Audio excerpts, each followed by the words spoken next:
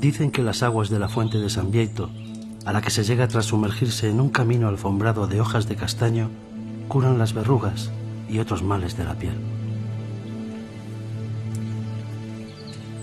Nunca lo sabré. Quizás porque no bebí el agua suficiente, o porque tal vez no lo hice con la fe que sin duda requeriría el apostar por tales remedios.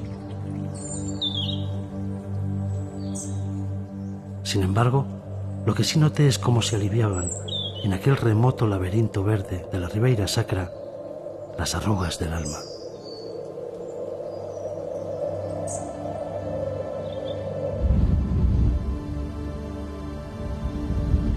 Son muchos los recuerdos que se apresuran a emerger a mi mente al evocar este viaje. Mas la primera sensación, la más vivida, la más fuerte, es la de volar. Volar desnudo de agobios y tensiones. Volar por un espacio dominado por viñedos y castaños y una historia y una magia casi imposibles de imaginar por los hijos del asfalto. Un mundo descubierto hace cientos de años por hombres que buscaban aquí la soledad y la paz, en contacto con su Dios, los eremitas, que dejaron a lo largo del río, en la frontera entre Lugo y Ourense, la más alta concentración de monasterios de toda Europa, haciendo honor a su nombre. Ribeira Sacra.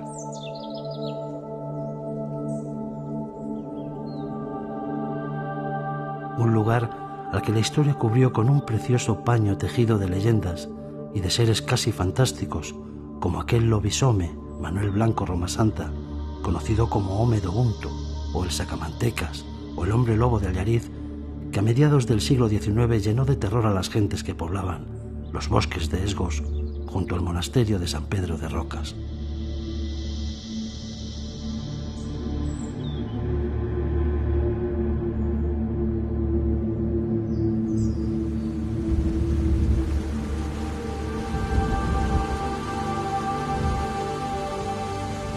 Y mientras avanzo por el cañón del río Sil, mi mirada se funde con la niebla que corona sus riscos 500 metros más arriba, arrastrándome al recuerdo de las gentes y vivencias que se hicieron un hueco en mi cuaderno de paso y en mi piel.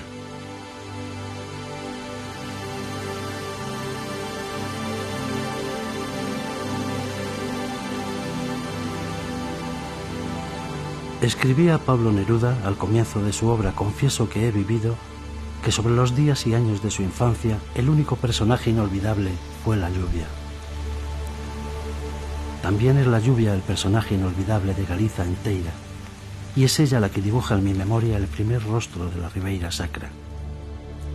El de un hombre de 84 años al que conocí una tarde gris en un lugar llamado Villouriz, en Loña do Monte, parroquia de Nogueira de Ramuín. Se llamaba Manuel Rodríguez y su taller tenía el sabor de aquellos viejos nodos que retrataron, con sorprendente elegancia, la vida en blanco y negro que aún conocimos los niños de la España de mediados del siglo XX.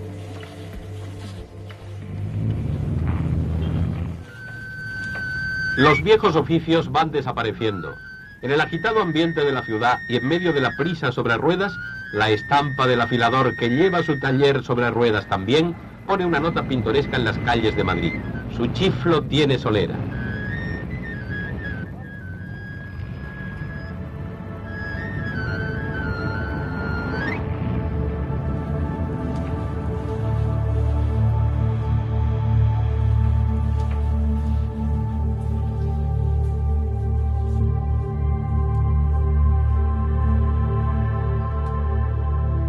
Pues yo lo hice esto a partir de los 16 años que empecé a trabajar con mi padre. O sea que hace como 60 y tantos años. Vine haciendo estos trabajos. Estos se hicieron muchos cuando fue al final de la guerra, en el año 40 hasta el 50 y tantos, que fue cuando la gente empezó a salir por el mundo, a ganarse el pan.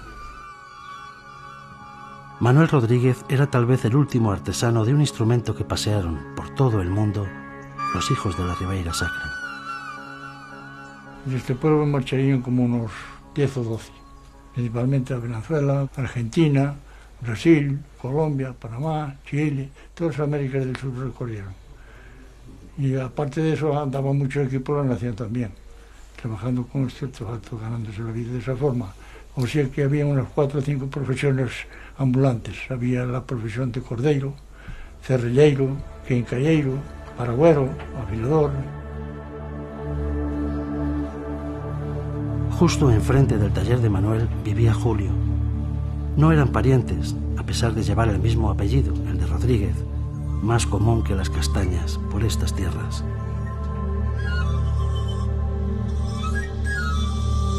¡Afilador!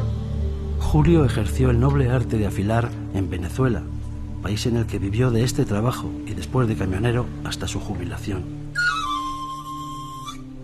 Posteriormente, como la mayoría de los emigrantes de su generación, regresó a casa. Ahora, con 80 y muchos años, con una de las últimas ruedas de afilar fabricadas por Manuel, recordaba emocionado la otra cara del oficio. Por eso batió el récord en emigración en el año 57, que éramos 635.000. Después nos ganó Coruña, para un 100 personas más. Y en total, en aquellos tiempos, la colonia española, contando catalanes, algún andaluz, algún madrileño, etcétera, etcétera, casi llegamos al 1.000.000.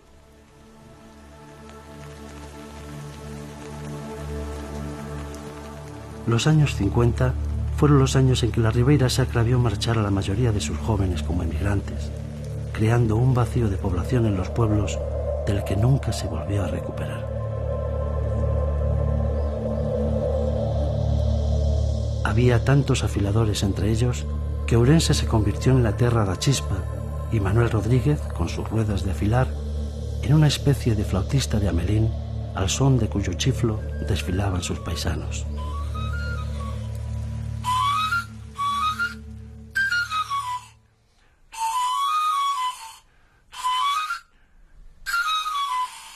Manuel Rodríguez me hizo una rueda de afilar que en aquellos tiempos, claro, pues sería mucho, pero bueno, para mí entonces no era mucho porque me marchaba para Venezuela, veía que iba a ganar torres y montones. Le hice una rueda que me cobrara 1.500 pesetas. En el año 56 reclamé a mi señora y con la ayuda de ella, con el empuje que ella me dio, agarré la rueda. Por cierto, me fue bien. Bien. Aprendí a afilar, supe afilar y sé afilar, gracias a Dios. Allí estuve 23 años afilador. Ahora Manuel apenas hacía ruedas de afilar. Hace un año, me contaba, tuvo un mareo, a raíz del cual perdió bastante memoria. Y además, afirmaba con humor, le era difícil tocar el chiflo a causa de la dentadura. No, ahora no lo toco, antes tocaba maravilla, pero ahora no escapo máis de todo por la dentadura. O sea, que eu quero soplar de máis, acabase un pouco fogo.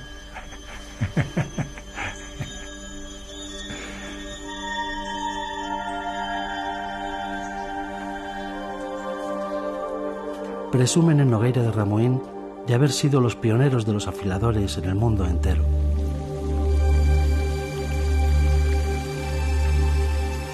Ellos fueron una parte muy especial de la historia de la Ribeira Sacra y de todo Ourense.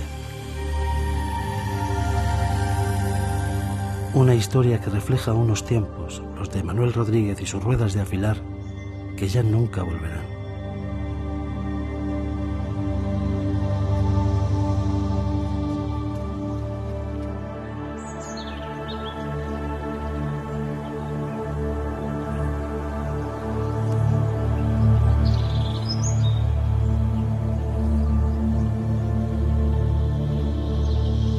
Está escrito que fueron los romanos quienes concibieron los escarpados viñedos de la Ribeira Sacra. A mis ojos, aquellas preciosas terrazas me llevaban a mis cuadernos de paso. Cada viñedo era una historia, cada surco una línea de texto, y cada viña un personaje que me abría el corazón con sus palabras y su acento, dejando finalmente en mi memoria un sabor reconfortante e intenso, en armonía con mis sentimientos. Sin duda, estos romanos sabían lo que hacían. Los romanos se llevaban el vino de la Ribeira Sacra a los banquetes a Roma. por lo cual entendemos que el vino de aquí era superior a los demás, por lo menos si los romanos lo llevaban para allí, con lo que costaría llevarlo.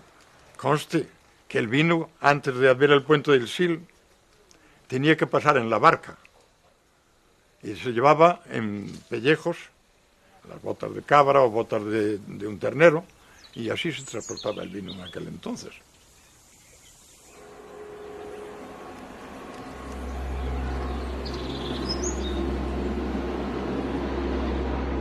Conocí a don Luis Rodríguez durante la vendimia de la bodega Ponte da Boga, en Aveleda. Tanto él como su padre y su abuelo habían sido capataces de estos viñedos en los tiempos de don Pascasio, anteriores a la dirección actual. Don Luis me habló de la vida de antaño, de los ganaderos que habitaban en la parte alta y de la gente del valle que vivía del vino y las castañas. Manejaban más los de arriba, porque tenían el ganado, tenían la carne, tenían más extensión de terreno, porque aquí había mucho minifundio. Con decirle que había finquitas que solo tenían 50 metros cuadrados, sí los tenía. Así que era todo un minifundio horroroso. Y aún continuamos. Aquí en el valle, aún continuamos con el minifundio. En todos los sitios donde no llegue la concentración parcelaria se sigue viviendo como en los siglos pasados. En la actualidad, la bodega Ponte da Boga producía sus caldos bajo la denominación de origen Ribeira Sacra, subzona Ribeira do Sil, utilizando fundamentalmente las variedades de Mencía para los tintos y Godello para el vino blanco. Y sobre todo, aun manteniendo las tradiciones, modernizando el trabajo con nuevos métodos que facilitasen la difícil recolección, como las vías que me enseñó Miguel, uno de los socios de la bodega, con las que estaba encantado.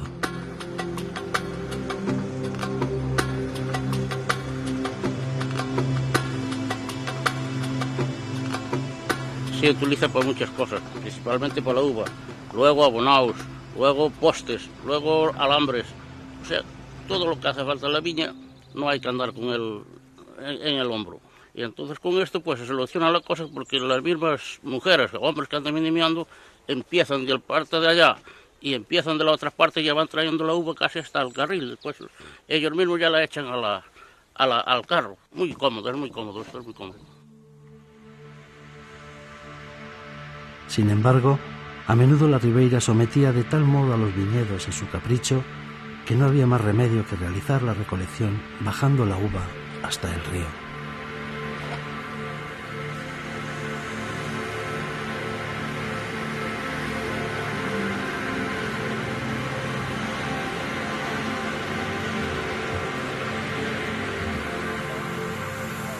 Así ocurría con las viñas de Marcelino, quien, lejos de amilanarse ante tan considerable trabajo, trasladaba con orgullo su valiosa carga.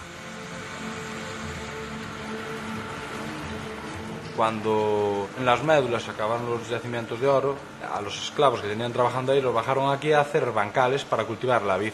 Iba de Amandia aquí a una ciudad que le llamaban Proencia y después iba, por ejemplo, a un puerto, a Burela, se hablaba que lo escondían en ánforas debajo de la arena y después lo embarcaban en barcos y iba para Roma. El preciado vino Amandi ese, que ya hace 1500 años o 1700 que se produce. Los viñedos de Marcelino pertenecían a la zona de Amandi, en Lugo. La zona de Amandi, junto a la de Chantada, la de Quiroga Vivei, Ribeiras do Miño y Ribeiras do Sil, conformaban las 5 subzonas en que se dividía la denominación de origen Ribeira Sacra. Vinos que desde antiguo las bodegas daban a conocer en las más importantes romerías y ferias de los pueblos, como esta de Sober en Lugo o la de Montederramo en Ourense, en las que acompañaba el inexcusable pulpo, las empanadas, el cochinillo y en noviembre, en los magostos, al cordero y las castañas.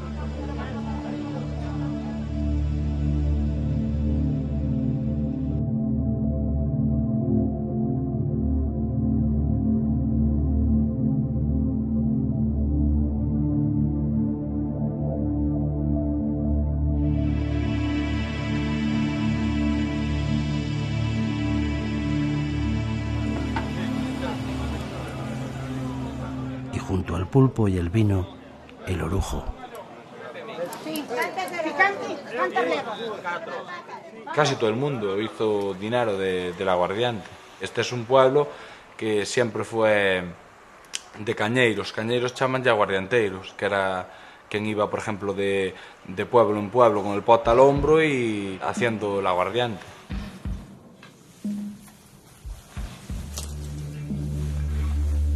En Sober, en la feria, uno de los objetos que más llamó mi atención fue la jarra negra de barro que usaban en las bodegas. «Tienes que ir a Gundibós», me dijo Marcelino. Y allí estaba yo, en Santiago de Gundibós, contemplando fascinado cómo Agapito azuzaba el fuego de su horno alfarero con carqueixa, una especie de brezo que producía un calor infernal.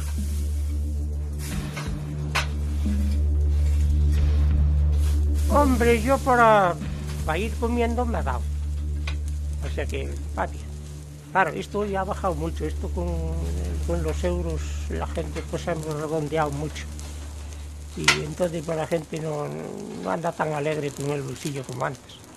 Entonces vienen y para comprarte una pieza pues lo piensan mucho. Pero claro, hay que comer. Entonces claro, una pieza estas se venden caras. Pero da para vivir. Agapito enseñó el oficio a su sobrino Elías, que poco a poco había ido tomando las riendas del negocio. Yo iba a casa de Agapito, que fue realmente mi principal maestro, ¿no? Y entonces yo podía echar horas y horas mirando para él cómo elaboraba las piezas, cómo las cocía y tal. Y bueno, era un oficio muy atractivo. Entonces a partir de ahí te ves, por decirlo así, atrapado en el barro. Como lo que yo quería saber era cómo se hacían los famosos jarros negros, Elías me invitó a seguir el proceso de elaboración de uno de ellos desde el principio. Todo comenzaba dando forma a la pieza en el torno bajo, con la mano, aplicando el barro a churro, como decían los alfareros. Antes se echaba ceniza en la base, para así poder despegar la pieza con facilidad para el secado. El secado puede durar entre un par de días o incluso semanas, dependiendo un poco el volumen de la pieza, ¿no? Cuando tenemos 100 o 200 piezas o incluso más, pues se hace la cocción. Y la cocción es un horno de piedra. El material que se utiliza es carqueixa, porque nos permite alcanzar temperaturas muy altas.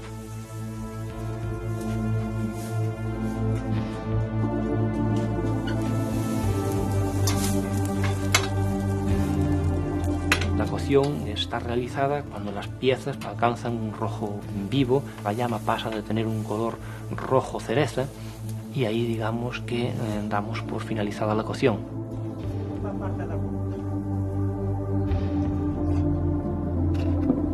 Para el acabado, me explicaba Elías, en Gundibós se utiliza una fusión de resinas naturales que con el calor forma una especie de caramelo líquido que sirve como impermeabilizante.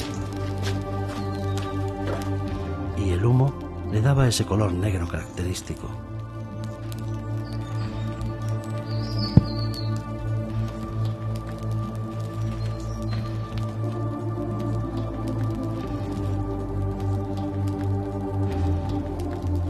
Era una pieza muy codiciada en las bodegas de esta zona, ¿no?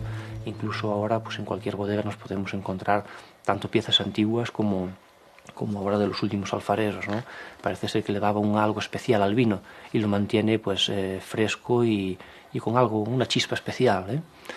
Digamos que es la pieza emblemática de esta alfarería. Jarros de vino, escurrecubas, chocolateiras, ollas, pucheiros, barreñas, cántaros. El mundo que había detrás de las piezas de barro de Gundibós era mucho más grande que el que cada una de ellas mostraba. Porque muchos de aquellos utensilios, relegados a ser un mero adorno, transmitían los ecos de una forma de vida que prácticamente había desaparecido. Mas el adorno era también una forma de supervivencia, tal como ocurría en otra escala de valores, con muchas casas rurales, edificios públicos e incluso pueblos que cambiaban su función para seguir existiendo. Así, el impresionante monasterio benedictino de Santo Estevo de Ribas do Sil había pasado a ser un parador nacional sin dejar resentir un ápice su impresionante pasado envuelto en leyendas. Unas leyendas que hablaban de 9 anillos depositados en un cofre de plata. 9 anillos pertenecientes a 9 obispos que llegaron al monasterio entre los siglos X y XI desde Ourense, Coimbra, Iria y Astorga. 9 anillos milagrosos que devolvían la vista a los ciegos, sanaban a los tullidos y expulsaban a los demonios.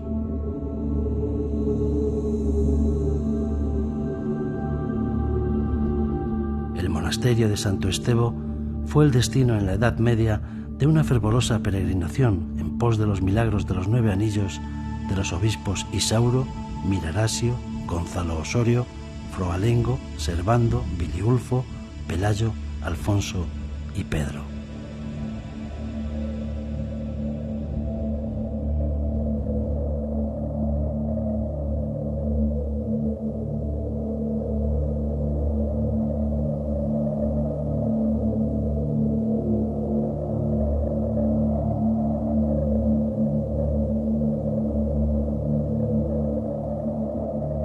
Historias perdidas en un tiempo lejano que dejó su huella en lugares insospechados, como ocurrió con un retablo pétreo del siglo XIII que se encontró escondida entre los muros del claustro de los caballeros del monasterio.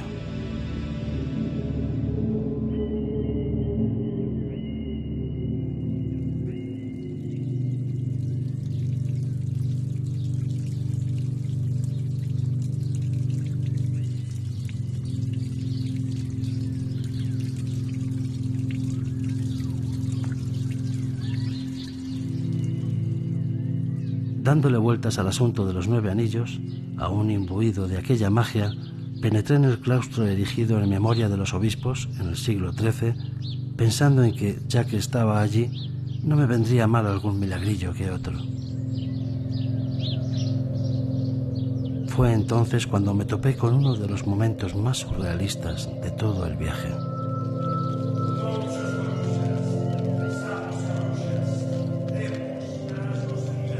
En el interior del monasterio, alguien recitaba un extraño rito en gallego.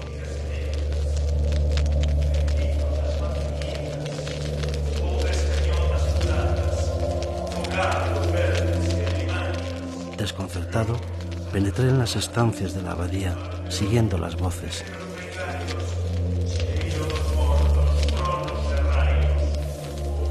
Y allí estaba, un monje vestido de negro riguroso, quemaba aguardiente en un recipiente de barro mientras recitaba versos conjurando a seres prodigiosos. Se trataba de una queimada. Lume dos cadáveres ardentes, corpos mutilados dos indecentes, peidos dos infernais cus, muxido da mar embravestida, que della porca da cabra mal parida. Asistí atónito al viejo rito mientras mi quijotesca imaginación se disparaba, revelándome visiones delirantes. Levantaré as chamas deste lume que asemella ao do inferno, e fuxirán as bruxas a cabalo das súas escobas, índose a bañar na praia das areas gordas. Pide, oíde os ruxidos que dan, as que non poden deixar de queimarse no aguardente, quedando así purificadas. E cando esta brebaxe baixe polas vosas gorxas, quedaredes libres dos males da vosa alma e de todo embruxamento. Forzas do ar, terra, mar e lume, a vos vago esta chamada. Se é verdade que tendes máis poder que a humana xente, e aquí e agora, facede cos espíritos dos amigos que están fora, participen connosco desta queimada.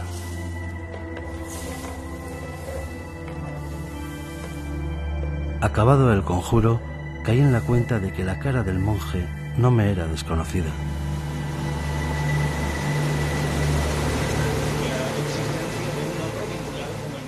Me recordaba a alguien que conocí en uno de los catamaranes que recorren los cañones del río Sil.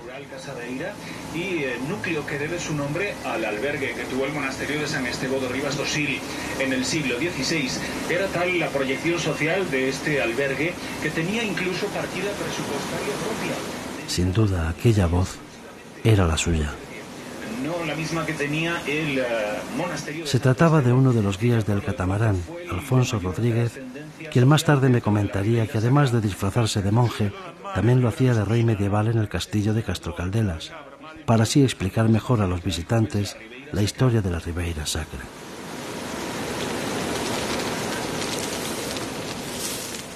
¿Qué cosas oye?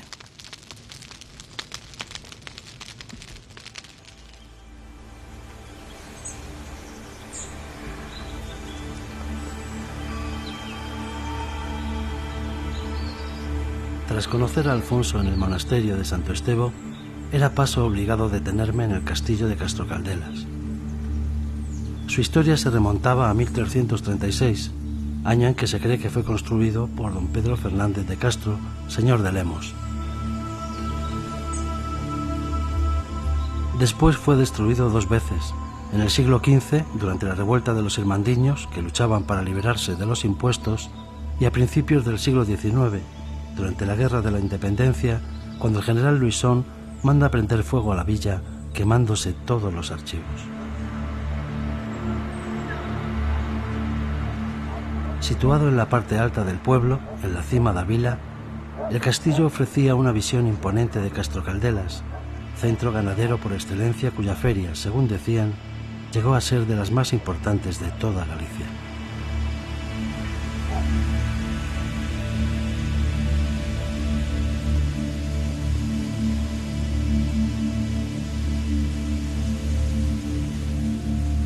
Cerca de Castro Caldelas tenía su estudio la pintora Maite Vázquez, interesante para mí porque había recogido en sus cuadros todo el costumbrismo de las gentes que habitaron el viejo mundo de la Ribeira Sacra. Un mundo que ella conocía muy bien, desde niña.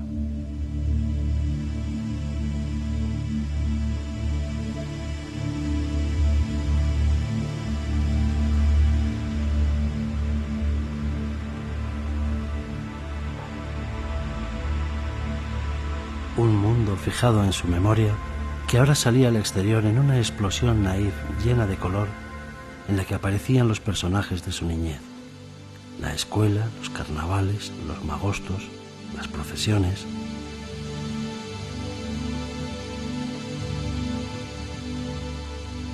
La pregunté por qué había elegido las formas redondeadas para sus figuras. Por su respuesta, deduje que aquella había sido la pregunta del $1.000.000. Estas formas redondeadas, pues, es muy gallego. La forma redondeada, las montañas son viejas, están redondeadas, los castiñeiros son redondos, todo es redondo aquí. Las piedras son redondas, porque eran piedras antiguas, de construcciones antiguas, y nosotros mismos somos redondos porque no le damos muchas vueltas a las cosas, esto ya nos conoce todo el mundo.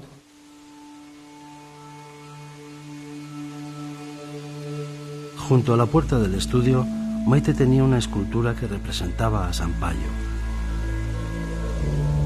Me dijo que Sampaio era una abadía medio destruida que, a pesar de encontrarse en estado semirruinoso, era de tal belleza que la visita merecía la pena.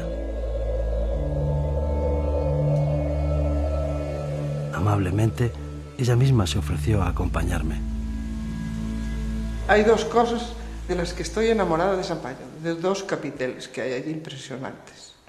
Porque yo tengo visto románico, mucho románico y pocos capiteles hay en el románico que esté policromada la piedra.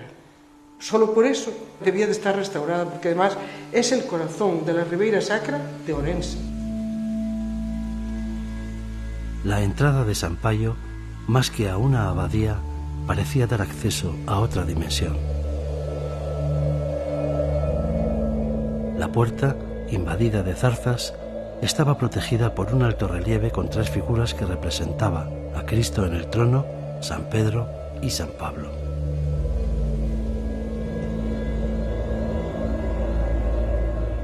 interior, junto a lápidas con nombres ilegibles, destacaba una tumba abrazada por las raíces de un árbol que a Maite Vázquez le ponía los pelos de punta.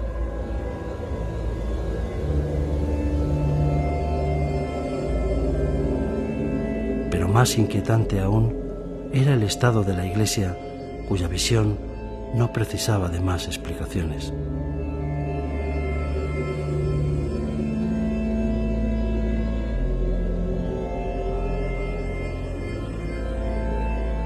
En medio de aquel desafortunado escenario destacaban los dos capiteles que popularmente eran conocidos como la fame y la sede, es decir, el hambre y la sed.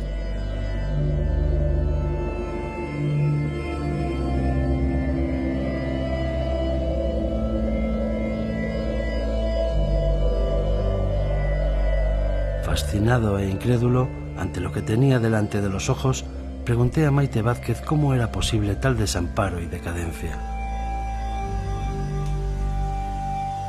Quien sabe mucha historia de todo esto es ahora el señor que fue monaguillo de los últimos frailes del monasterio. Es el que de viva voz le escuchó toda la historia de lo que pasó ahí. Para mi sorpresa, se trataba de don Luis Rodríguez, a quien ya había conocido en la bodega Ponte da Boga durante la vendimia. Don Luis vivía en Soutelo, barrio de la parroquia de San Payo de Castrocandelas, y su casa estaba precisamente camino de la abadía. Lo que era San Payo, lo que era la parroquia. Es en terreno...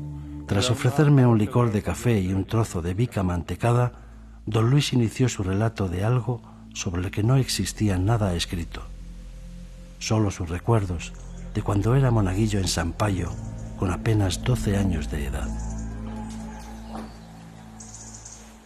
Bueno, en el centro había una lareira donde se hacía la lumbre, y rodeado, alrededor, estábamos los oyentes y el cura. El cura estaba sentado en un banco que se llama en gallego un escano, y tenía una tapa, una mesa para comer, un tablón, y ponía la documentación sobre aquel sitio, y estaba leyendo, y a la vez, algunas veces explicando, y yo tomaba nota de lo que estaba leyendo, porque leía en alto. A pesar de sus 89 años, don Luis mostraba una memoria sorprendente que se prodigaba en nombres y fechas que yo me esforzaba en retener. Como seguía siendo una iglesia rica, metían curas de toda España para poder venir a cubrir el curato de San Payo. Y el primer curato lo cubrió el sobrino del conde de Lemos, llamado don Rodrigo de Castro. Y desde San Payo se fue a hacer unas oposiciones y ascendió a obispo. Un poco más tarde ascendió a cardenal, fue destinado a Sevilla y siguió siendo cura de San Payo, teniendo ahí un capellán. Y él era el que mandaba desde allí. Desde allí hizo muchas cosas por la iglesia, alhajas de oro, alhajas de plata, alhajas de todo tipo, que hoy ya no existen, fueron robadas. Y a principios de 1900 vino don Emilio Rodríguez Caneiro, que fue el cura que me instruyó a mí allí. En 1945 se murió, y a partir de ahí vino el desastre de la abadía. Desapareció la documentación total y lo que no valía lo dejaron en el campo. Los misales que había eran tan antiguos, algunos que estaban escritos en tabla. El misal porque era en latín. En latín, que el cura, después de todas esas cosas, me enseñó a cantar la misa en latín. Yo sé unas cuantas palabras en latín, en parte de la misa.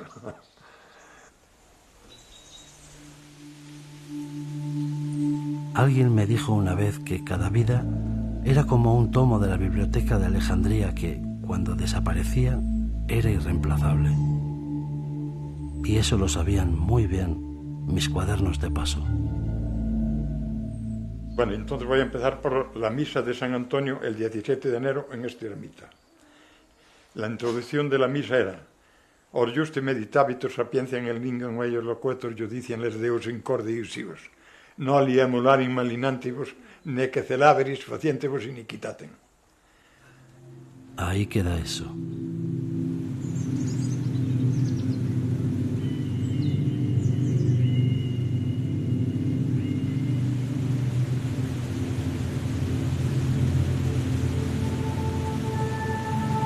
Siguiendo el recorrido por los monasterios, no podía faltar el de Montederramo, que, entre otros muchos méritos, tenía el de haber sido el origen del nombre de Ribeira Sacra. Está escrito que el monasterio de Montederramo fue fundado a principios del siglo XII por doña Teresa de Portugal, hija de Alfonso VI de Castilla, quien en el documento fundacional hace donación a los monjes benedictinos de un lugar llamado Ribeira Sacrata.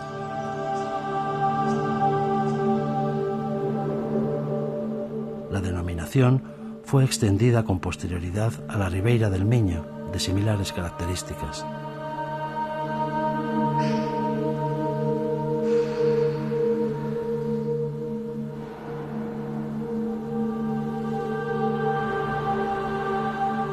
El monasterio de Montederramo, que recibió donaciones de nobles y reyes como Fernando II, Alfonso IX, Alfonso X, Sancho IV o Fernando IV, conserva obras de gran belleza, especialmente unos retablos pertenecientes a uno de los mayores representantes del barroco gallego, Mateo de Prado.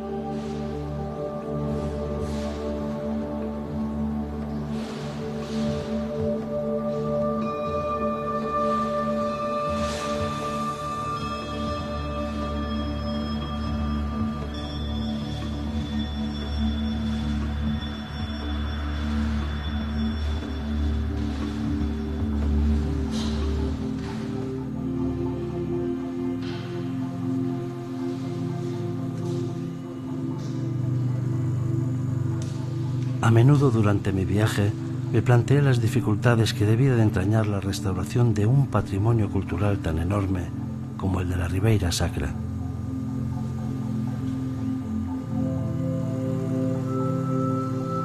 Cuando llegué a Montederramo encontré algunas respuestas.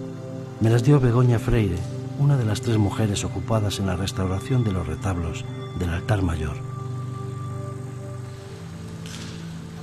Nosotros estamos haciendo lo que es limpieza de la policromía, sentando también la policromía y luego damos una preparación para luego reintegrar esa policromía, que es decir, es acabar totalmente esa policromía, donde hay faltas, cubrir esas faltas y luego barnizar, y ya es el proceso completo de la restauración.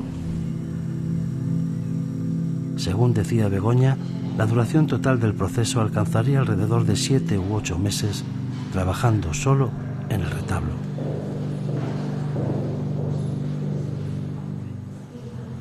El retablo fue desmontado en los años 50 porque estaba muy inestable, corría riesgos de caer, ¿no? Y tenía ataque de carcoma muy fuerte, y también por la humedad había mucho hongo que había destruido la madera y la resistencia de la madera.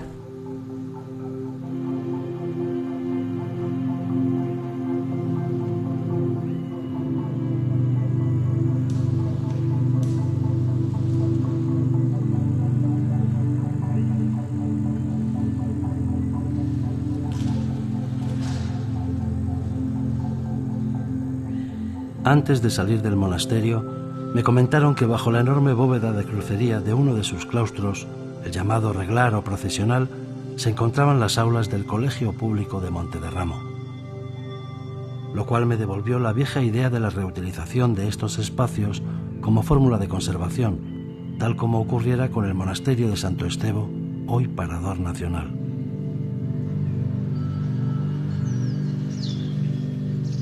Pero aquello de las aulas del colegio me recordaba también otro problema quizás de más difícil solución, el de la despoblación de la Ribeira Sacra, muy agravado por el envejecimiento de la población. En un pueblecito lucense llamado Vilar de Mouros pude comprobar la realidad de esta extraña paradoja con la que ya me había topado en otros lugares de la península. Pueblos preciosos, increíblemente conservados y prácticamente deshabitados. Allí conocí a Dámaso Álvarez, genuino representante de la vieja economía autosuficiente en la que todos eran agricultores, ganaderos, mecánicos y, en el caso de Dámaso, zapatero y, sobre todo, un excelente cestero.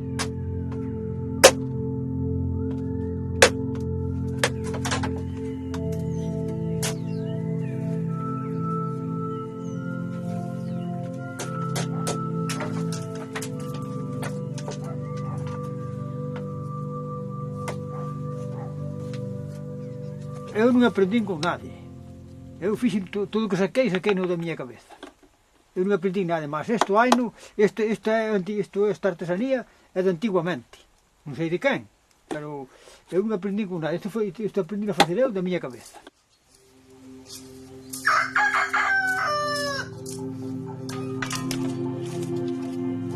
Comentaba Dámaso que trabajaba con varas de salgueira negra y que antiguamente los vecinos competían por hacer el mejor cesto. Pero ahora, decía, los viejos murieron y si lo hago mal, da igual.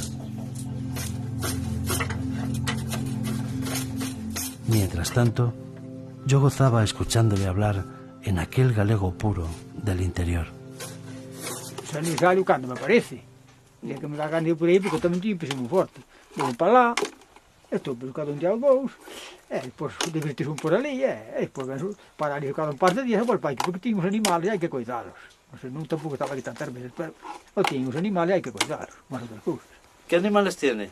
Uns pollos. Teño medio cento diles para comer. E é o que tengo, outra cosa non tengo. E hoy vivo desto e de la pensión. Bueno, de castañas hai algunas, pero eu tampouco as pode comer. Teño algo de azúcar, tampouco as pode comer. Pero bueno, eso dixemos eso, esa parte. E aquí colles algo de todo para ir. Se colles graniza, colles chichos, colles algunhas patatas e algunhas cireixas e castañas para comer.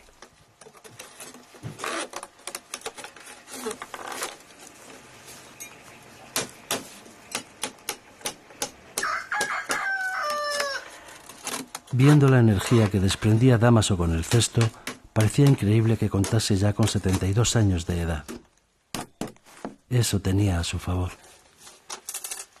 Quizá por ello aún seguía en Villar de Mouros, prácticamente aislado del mundo.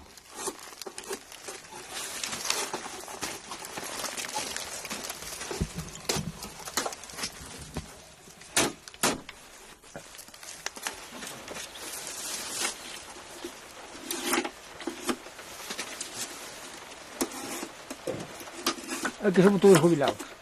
Cada un trabaja un trocito pequeño de tierra y el resto a bosque. Otra cosa, la solución que tiene. Porque todo cuanto hay está en la mano de los jabalíes. Si usted echa patata, la derrama. Usted echa centeno, derrama ya. Usted echa maíz, también derrama.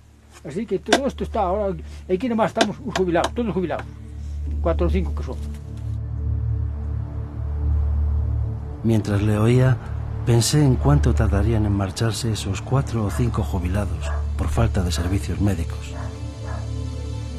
Y me pregunté qué sería entonces de aquel bello pueblo, Villar de Mouros, y de Dámaso, el cestero.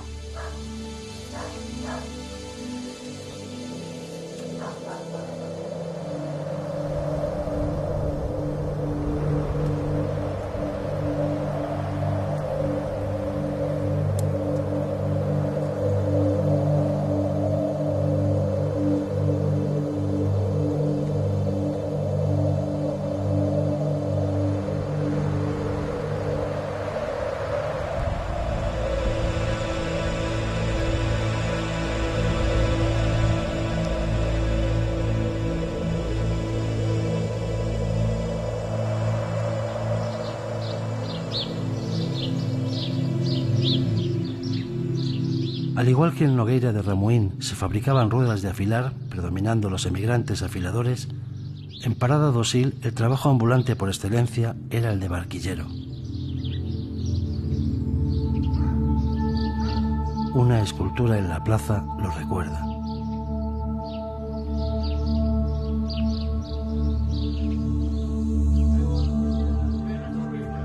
Decidido a saber más sobre el asunto, hice lo más útil para el caso.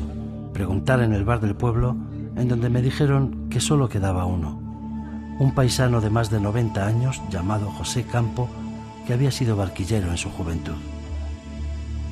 Más de 90 años. A esa edad, ¿podría contarme algo? José vivía en la parte alta del pueblo, en una casa rodeada de esculturas de piedra y de cemento, pero él no estaba. Un barquillero artista, pensé. Según decía una vecina, tenía que ver el Belén que había hecho José.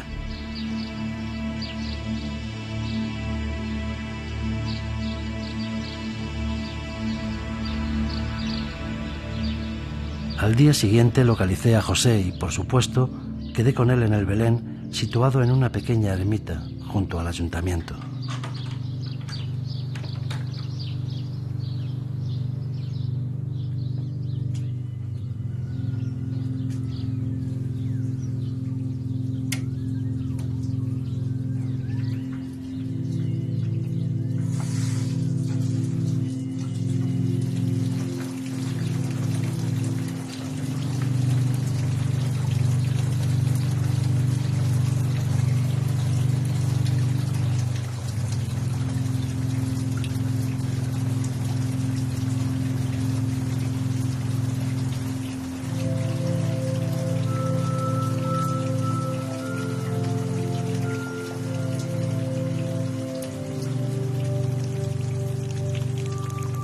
Mirando las figuras, me quedé tan perplejo como si me encontrase ante una encarnación surrealista de personajes salidos de un cuadro de Francis Bacon.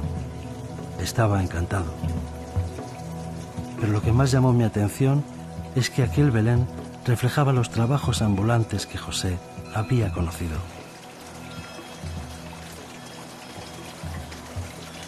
Había carpinteros, canteros algunos, zapateros que salían por aquí, por España, porque aquí, claro, muchas casas no había donde viniese el dinero para comer y para gastar. En marzo, por ejemplo, se salía y después en octubre se volvía para poder recoger aquí las castañas, ayudar a la casa y así, a los padres y así. Entonces, todo el tiempo, desde marzo hasta ese tiempo, pues las mujercitas quedaban aquí y tenían que trabajar la tierra, ellas, con las vacas, de arados, arar las tierras y tal. Eran las que tenían que hacer el trabajo, y claro, las mujercitas. También las mujercitas de la Ribeira Sacra eran quienes iban a despedir a sus hombres desde el Mirador, conocido como los Balcones de Madrid, cuando estos marchaban a Castilla a hacer las siegas. Tiempos duros que reflejó Rosalía de Castro en sus cantares galegos, en uno de sus poemas más amargos. Castelanos de Castilla, tratade ben os galegos, cando van como rosas, cando ven como negros. Castelanos de Castilla, tratade ben os galegos.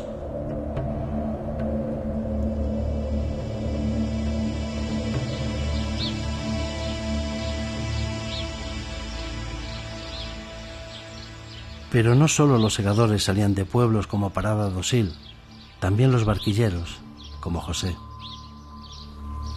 Aquí había señores de aquí del pueblo y llevaban 4 o 5 chavales, le pagaban un sueldo y lo que vendían era para ellos, nos daban de comer, de todo. Los barquilleros se hacían allí en casa con harina y agua y azúcar, y eso es. Y con un molde, con unos hierros, y se cogía, se envolvía con un molde, barquillos. Y eso era los barquillos. En Madrid había muchos barquilleros de aquí, de este pueblo también.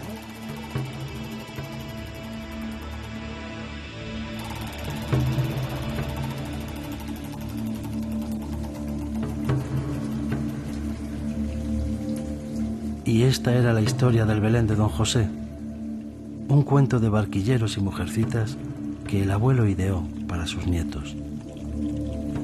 Mis nietos me decían, oye, ¿cómo no haces un Belén? Y fue eso el motivo, no solo de hacer las figuras del Belén, del nacimiento, sino cómo se trabaja aquí la tierra, porque si no esto queda olvidado, porque los niños, la gente de ahora nueva no sabe nada de cómo se trabajaba la tierra ni cómo eso, porque ahora solo piensan en bailes y en cosas de esas.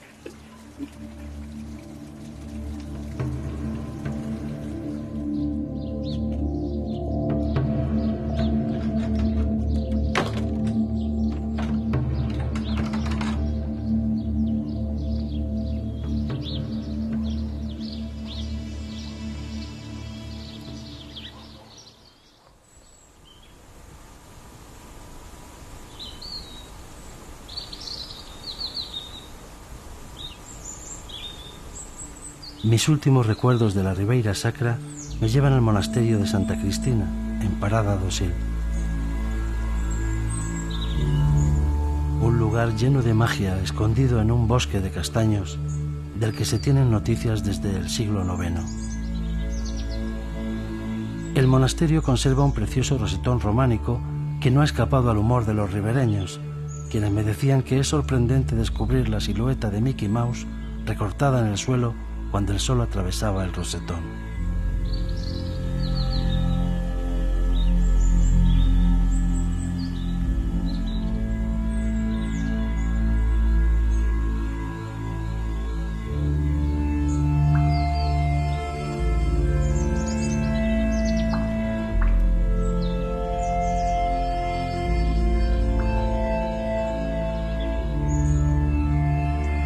Recuerdo que, perdido en aquel claustro del monasterio de Santa Cristina, rodeado de castaños, pensé en todo lo que este árbol había dado a los ribereños, que antiguamente creían que si pasabas por uno hueco se curaba el raquitismo.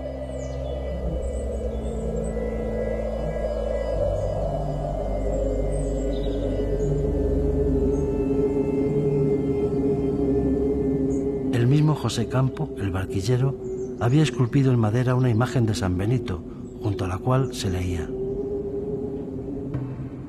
San Benito glorioso, te pedimos por esta tu bendita imagen no castiñeiro, cures os nosos males e guíanos por vos sendeiro.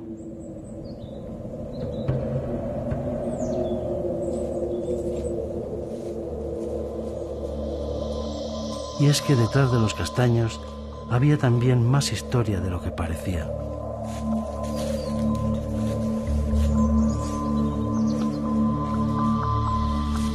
Porque en la Ribeira Sacra, durante siglos, la castaña había sido un alimento básico que había dado vidas tan longevas como las de José.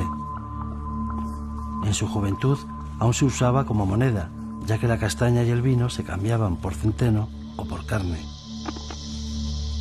O se llevaba al otro lado de la Ribeira Sacra para venderla a las gentes de Sober. Pensando en ello, recordé a 3 mujeres de una familia que conocí en el Souto Cileirós, de la parroquia de Moura. Recolectaban castañas con sus guantes para evitar que los erizos les pincharan las manos. Las 3 mujeres representaban a otras 3 generaciones.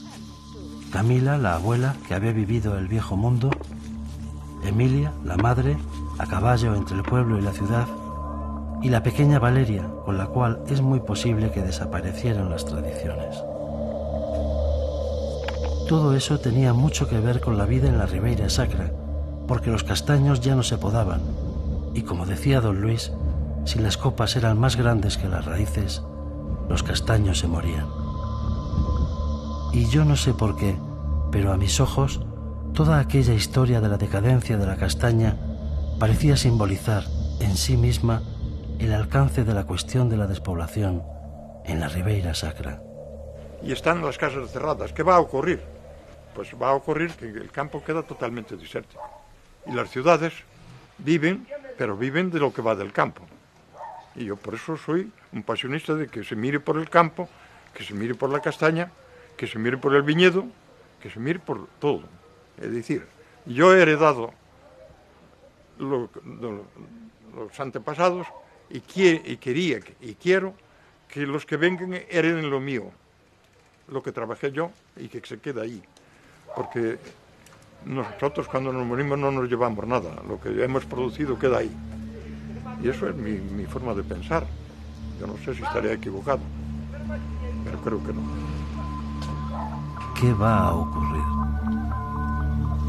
En medio de aquella increíble riqueza natural y cultural de la Ribeira Sacra, pensé en las palabras de Antonio Machado, cuando afirmaba que la página escrita nunca recuerda todo lo que se ha intentado, sino lo poco que se ha conseguido. Cuánta razón tenía. Cerré mi cuaderno de paso y quedé allí, en silencio, buscando las respuestas en el agua.